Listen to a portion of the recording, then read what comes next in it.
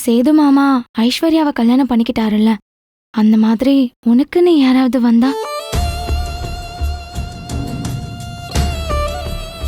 என்னக்கா? எனக்குன்னு இருக்கிறவங்க என் வாழ்க்கையில ஏற்கனவே வந்துட்டாங்க. அதுதான் அழகரும் மீனாட்சியும். என் வாழ்க்கை மொத்தமும் இவங்க 2 பேருக்காகவும் மட்டும்தானே தவிர வேற யாருக்காகவும் இல்லை.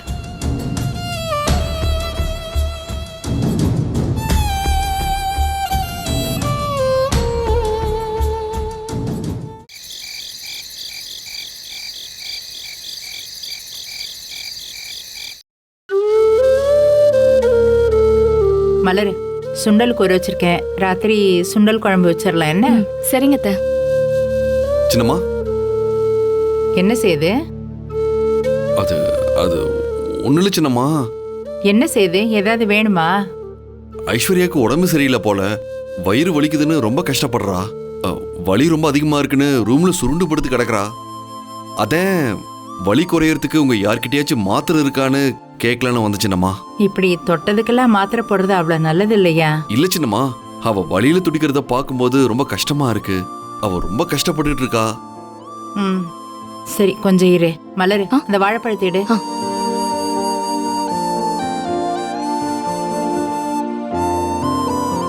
இந்தாங்க அத்தை. ம், ஒரு பழத்தை கொடு. இந்தாங்க. ம், இந்தா.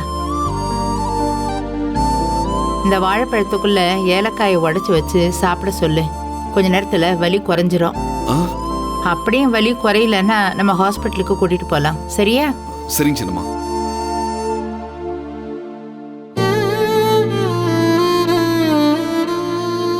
பாவம் ஐஸ்வர்யா சாயந்தரம் நான் ரூமுக்கு போனப்பவே வயிறு வலிக்குதுன்னு சொல்லிட்டு இருந்தா. அப்பவே மாத்திரை வாங்கிட்டு வர சொல்லவான்னு கேட்டதுக்கு வேண்டான்னு சொன்னான்.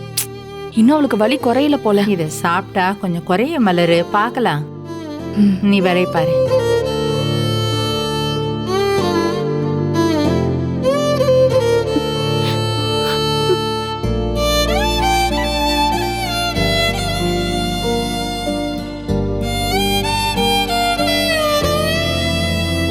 ஐஸ்வர்யா, ஐஸ்வர்யா, உன்னதான் கூப்பிடுறேன். சரி, எந்திரிச்சு ஒரு நிமிஷம் உட்காரு.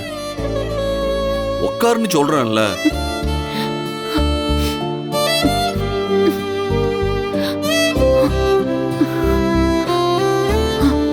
இந்தா, இதுல வாழைப்பழமும் ஏலக்காயும் இருக்கு. இந்த ஏலக்காயை இந்த பழத்துக்குள்ள வச்சு சாப்பிட்டேன்னா வலி கொஞ்சம் கேக்குன்னு சின்னம்மா சொன்னாங்க. சாப்பிடு. எனக்கு வேண்டாம் மாமா.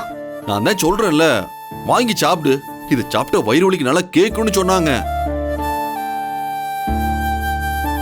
உனக்காக தான் நான் கீழே போய் கேட்டு வாங்கிட்டு வந்தேன்.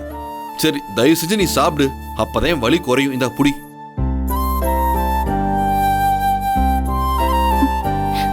ஏய் ஐஸ்வர்யா, இதெல்லாம் கூட நீங்க பண்ணணும்னு அவசியம் இல்ல மாமா. நீ நல்லா இருக்கியா? உடம்பு பரவாயில்லையா? இப்போ உனக்கு எப்படி இருக்குன்னு ஒரு வார்த்தை கேட்டிருந்தா கூட எனக்கு போதுமானதா இருந்திருக்கும்.